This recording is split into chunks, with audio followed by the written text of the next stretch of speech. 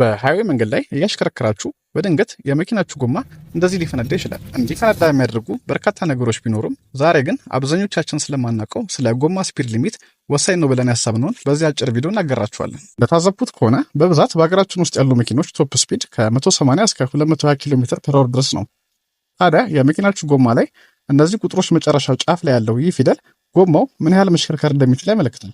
ለምሳሌ ያክል በሀገራችን አማካይ ፍጥነት ወስደን ብናይ አንድ መኪና በ160 ኪሎ ሜትር በሰዓት ቢሄድ ጎማው በሰከንድ 10 ጊዜ ተሽከርክሯል እንደማለት ነው።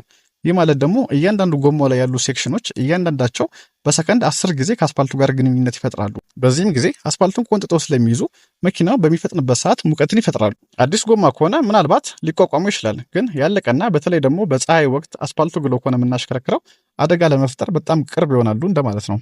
ነው ብዙውን ጊዜ ያስተውላችሁት ከሆነ ጎማ በፍጥነት መንገድ ላይ እንደዚህ የሚበጣጠሰውና አስፓልት ላይ ተለጥፎ የምናየው።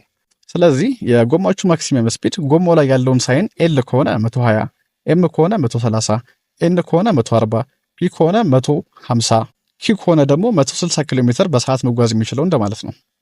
ሌሎቹን ዝርዝሮች ደግሞ ኮመንት ላይ አስቀምጥላችኋለሁ። የምንለቃቸው ቪዲዮዎች እንዳያመልጣችሁ የመደመር ምልክቷን በመጫን ቤተሰብ ይሁኑ። ይህን አጭር ቪዲዮ ያዘጋጀላችሁ ላለፉት 4 ዓመታት ከ10,000 በላይ ተሽከርካሪዎች ከ200 በላይ አንጋፋ ድርጅቶችና ከ6,000 በላይ አክቲቭ ዩዘር ደንበኞችን ማፍራት የቻለው ዳን ቴክኖሎጂ ሲሆን ከኛ ጋር ሲሰሩ መኪናው በፍጹም አይሰረቅም ይለናል።